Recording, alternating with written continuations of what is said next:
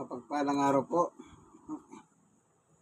Araw ng ating pagbisita sa tahanan ni Ate Ason upang magdala ng salita ng Diyos dito sa kanyang tahanan. Ang hawak natin ngayon ay Poemen Bible, ang Biblia ng mga pastor. Alam niyo po, ang pangaral wala pong katapusan ito. Ang katapusan nito, pagpatay na yung nangangaral. Ganun po kasi biyan. Po, kaya yung magbahagi ka ng salita ng Diyos ay maganda yan. Tayo mga totoong Kristiyano, tayo mga tagapagbahagi ng salita ng Diyos. Yun naman mga marites, tagapagbahagi ng mga chismis.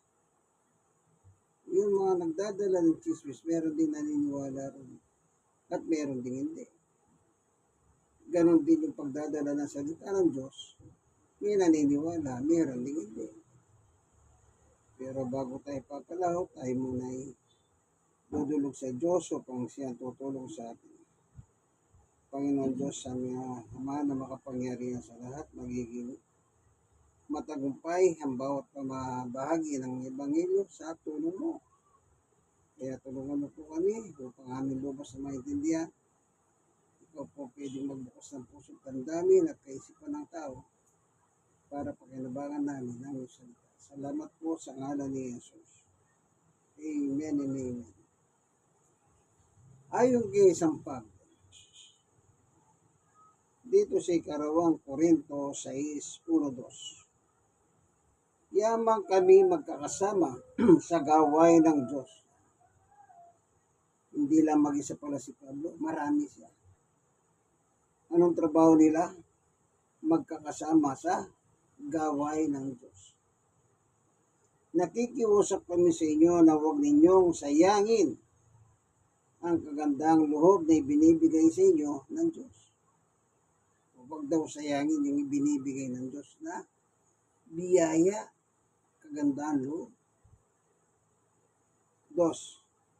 Sapagkat sinabi niya, sa kaukulang panahon na pinakinggan kita, sa araw ng pagliligtas, sinaklolohan kita. Ngayon na ang kaukulang panahon, ito na ang araw ng pagliligtas. Yan ang biyaya ng Diyos. Huwag sayangin. Kaya biyaya ng Diyos na may mga taong salita ng Diyos, pinatutuloy sa kanilang tahanan.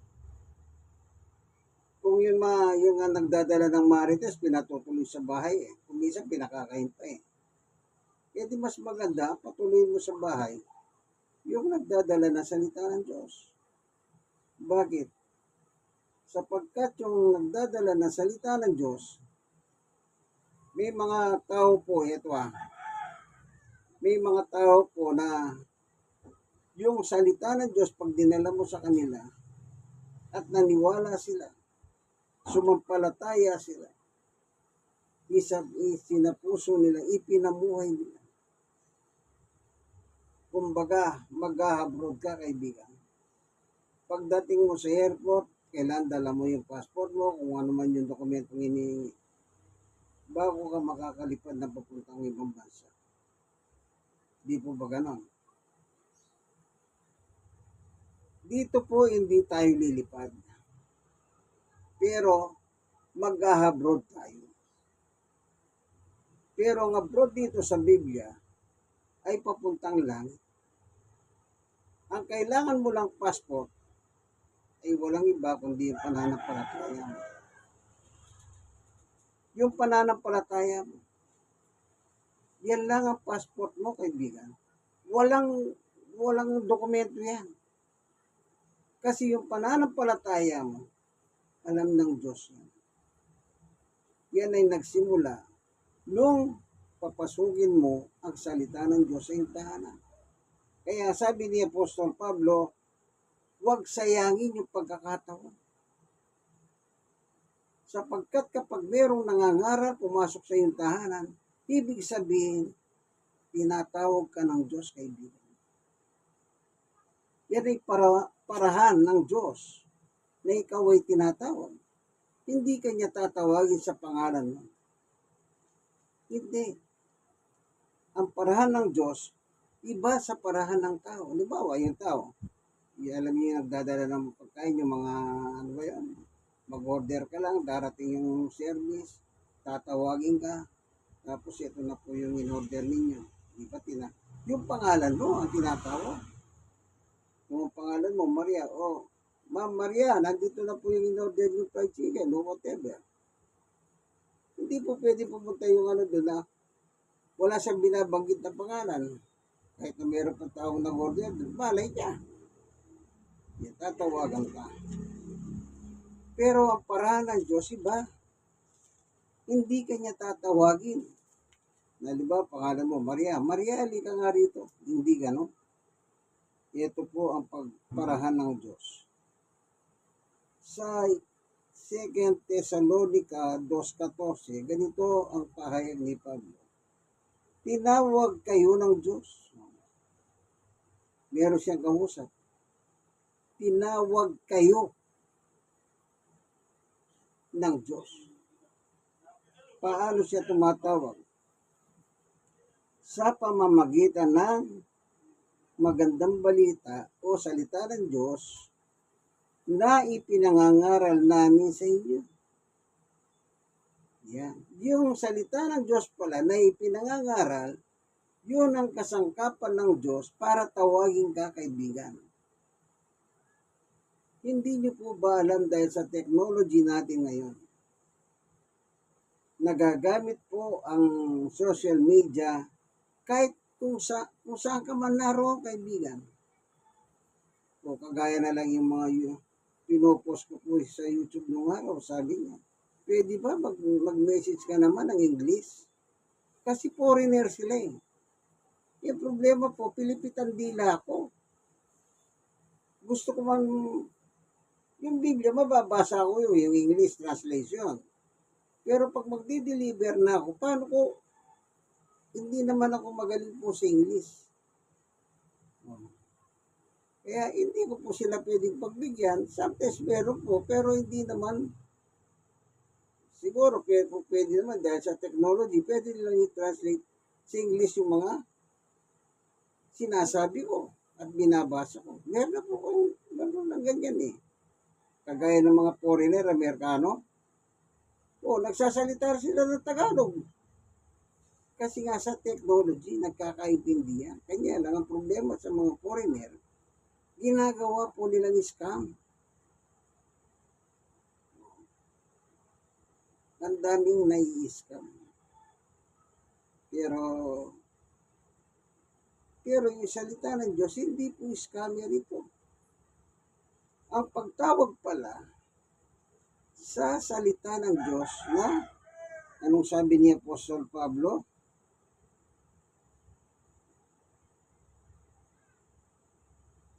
Ulitin natin, tinawag kayo ng Diyos sa pamamagitan ng salita ng Diyos na ipinahayag namin sa inyo upang makasama kayo sa kalwalhatian ng ating Panginoong Jesucristo. Nasan si Jesus? Nasa langit. Kaya dito, mag-abroad, pero walang passport na kailangan ipresenta mo. Hindi kagaya na mag-abroad ka, OFW ka, o doon ka na residence, always yung passport mong pinakikita mo, tinatatakan po yan. Papunta at pauwi. Yan. Pero yung pananampalataya mo, wala pong tatakyan ng tinatatak na gano'n, wala, stampad, walang gano'n. Alam ng Diyos yan. Bakit? Wala tayong pwedeng itago sa Diyos. Lahat ng gawin natin dito sa ibabaw ng lupa, alam ng Diyos yan. Ngayon, yung pagtawag niyan, nasa inyo po yan. Wala sa akin. Ako lang, nagdadala lang po ng salita ng Diyos. Ngayon, kung natouch ang damdamin mo, kausapin mo ang Diyos sa panalangin. Isuko mo ang buhay mo sa Kanya. Aminin mo yung kasalanan mo, hingi ka ng tawad. Ayan. Sa Diyos mo gagawin yun. Mag-uusap kayo sa pamamagitan ng panalangin. Kaya napakaganda po ng salita ng Diyos na ipinapapasok sa tahanan. Sabi ko nga po, yung nga magdadala ng marites, pinapapasok ko, minsan pinamimerienda pa yan eh. Pag medyo maganda-ganda yung dala niyang marites. Di po ba? Naalala ko lang nung araw. Sa parting na botas, nangaral ako. Merong nag-uupo ang babae. Sinabi ko sa kanila, pwede bang mag-share sa inyo ng salita ng Diyos kahit sandali lang ako. Pero, alam niyo po ba ano sinagot sa akin? Oo, pwede naman. Tapos mayroong mga kalalakihan naman, sumigaw sila. Mga marites po yan, pastor, sabi nila. Isipin nyo, kahit marites, nakinig sila ng salita ng Diyos. At hindi lang yun. Ang maganda ron, nagtawag pa. O, kapitbahay kong marites dyan, halina kayo. Makinig muna tayo salita ng Diyos kay pastor. Kita nyo, nagtawag pa si marites. Kaya yung salita ng Diyos, yan ay parahan upang tawagin tayo. At sa iyong pakikinig, na di-develop ngayon yung pananampalataya mo na kailangan mo pag mag-abroad ka papuntang langit. O, sabi ni Apostol Pablo, Roma 10:17, kaya't ang pananampalataya ay bunga ng pakikinig at ang pakikinig naman bunga ng pangangaral tungkol kay Kristo. Makinig ka lang pala kaibigan. Yun lang ang kailangan naman eh, requirement, makinig ka lang. Eh, yung iba kasi, sa totoo lang, marami rin po akong mga bahay na pupuntahan.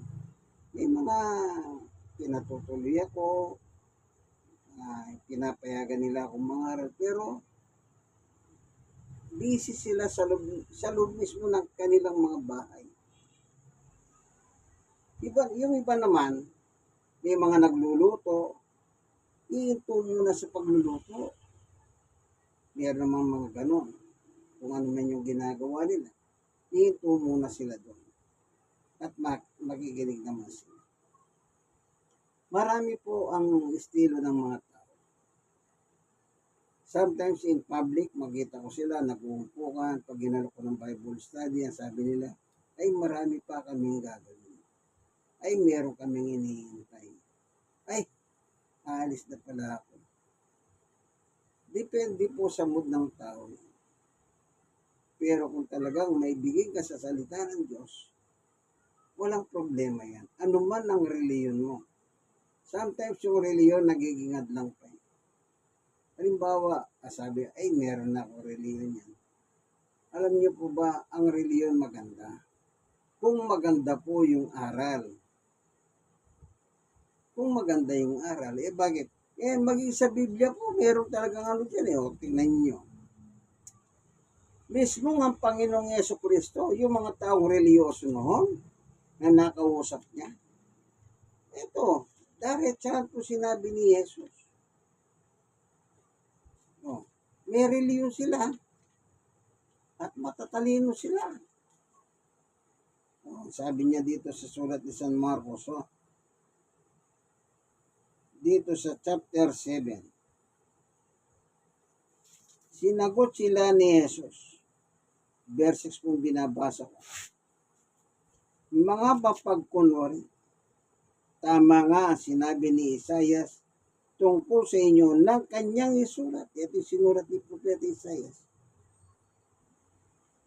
Ang paggalang sa akin ng bayang ito ay pakunwari lamang, sapagkat ito'y sa bibig at hindi sa puso bumubukal. Ito po yung mga taong Hudyo sa mga Israelita, no? Mga kababayan ni Jesus na mismo siyang kausap. Anong sabi niya sa kanila? Mapagkunwari. Pag mapagkunwari, walang katotohanan dyan. Walang katotohanan dyan. O, anong pa sabi ni Jesus? 7. 8. Binabali, okay. 7 muna. walang kabuluhan ang kanilang pagsamba. Kita nyo, itong mga religyoso mapagkunwaring ito, nakababayan ni Jesus, sumasamba rin pala. Sumasamba rin pala. Pero walang kabuluhan. Useless. Sapagkat itinuturo nilang galing sa Diyos ang kanilang mga utos. Kita nyo yung mga ugali na pakunwaring ito? Sinasabi nila, yung tinuturo nila ay galing sa Diyos. Mapagkunwari yan pero ginagamit po ang Diyos. 8. Tignan ninyo yung aral nila. Binabaliwala ninyo ang utos ng Diyos at ang sinusunod ninyo'y mga tradisyon ng tao. Kita nyo? Mga traditionally pala itong mga taong ito. Na yung kanilang mga tradisyon ay sinasabi nilang galing sa Diyos ito. Kita nyo yung mga taong ito? Pero, mismo si Apostol Pablo meron siyang ganitong sinulat. Tingnan natin.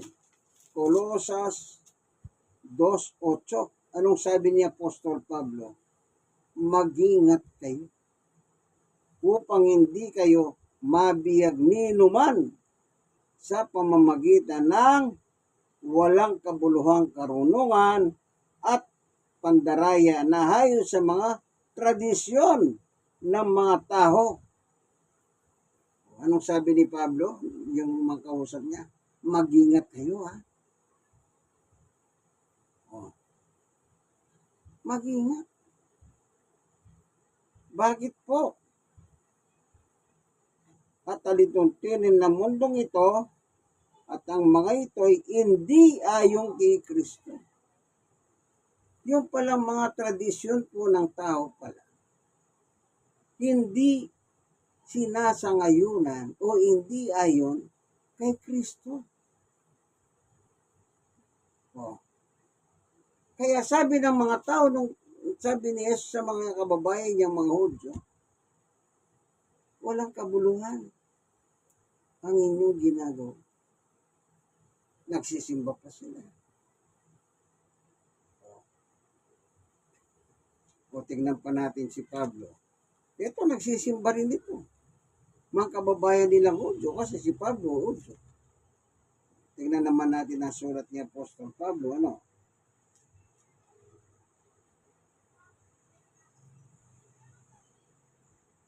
Ito. Sa 12:1. Kaya nga mga kapatid, alang-alang sa masaganang abag ng Diyos sa atin, yung biyaya.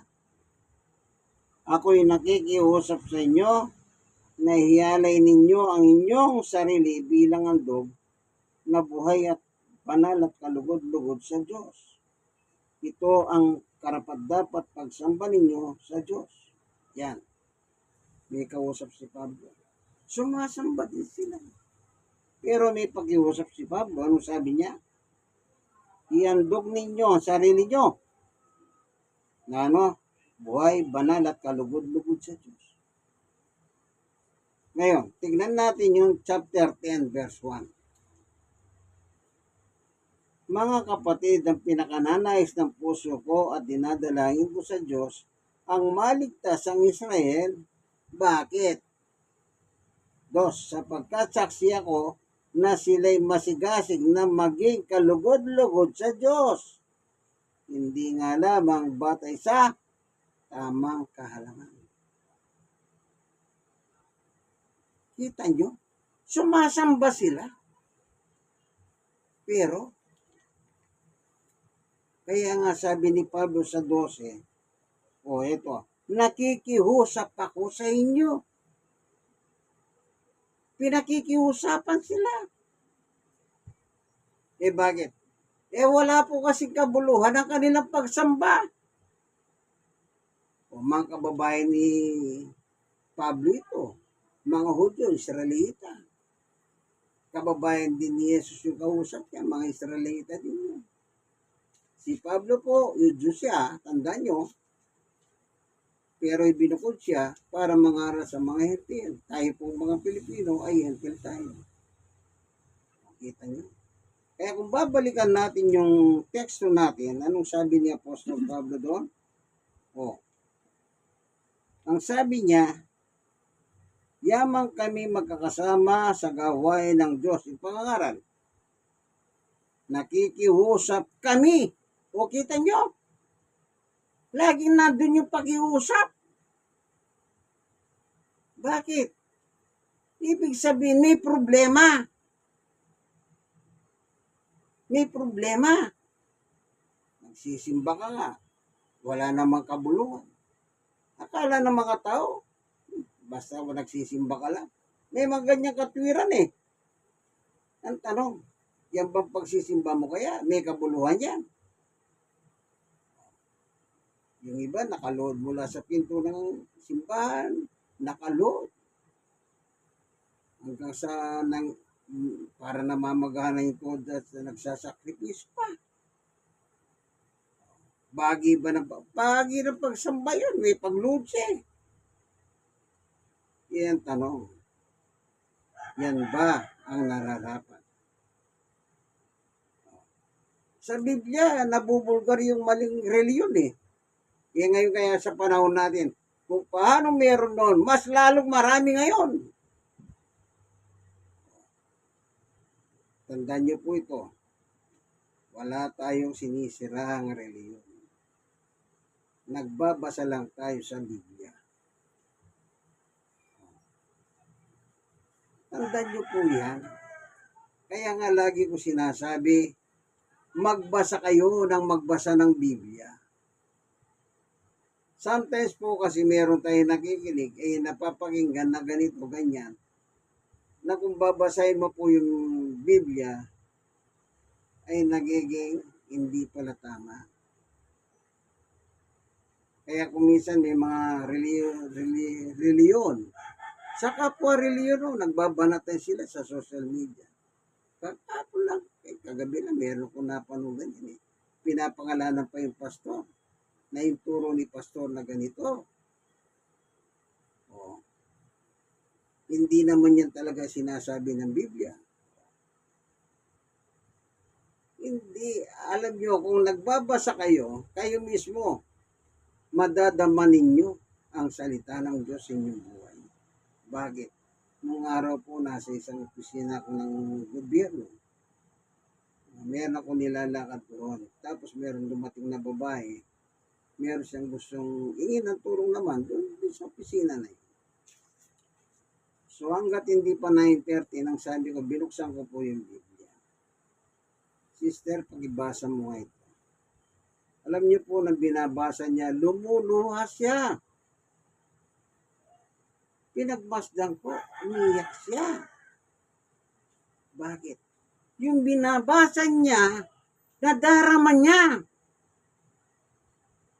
Kaya, magbasa po tayo ng Bible. Hindi ko sinabing huwag kayong makinig sa mga nagpapahayag na salita ng Diyos, pero mas maganda, nagbabasa ka rin kayo.